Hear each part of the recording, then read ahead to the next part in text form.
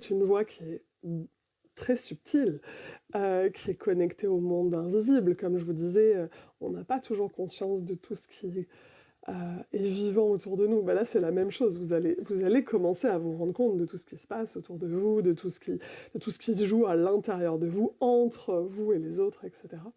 Donc, je vais vous proposer des pratiques, mais très souvent, ça reste flou. Il y a un peu un côté, c'est tout. Et je trouve ça assez intéressant de voir qu'au bout de 3 mois, parce qu'en général, c'est à peu près le temps que ça prend, la première partie de la roue médecine, on se dit, ah d'accord, c'est ça. Au début, c'est vraiment un peu comme un enfant qui appréhende le monde et qui se dit, en fait, je comprends pas trop ce qui se passe. Bon, il y a des interactions, quand je fais des bruits, les gens réagissent, il y en a qui me sourient, il y en a qui me donnent à manger, il y en a qui changent ma couche. Enfin voilà, on est un peu dans cette logique-là de... On découvre en fait une nouvelle manière d'appréhender la vie, le monde, soit des croyances qu'on pensait connaître et puis qu'on réapprend.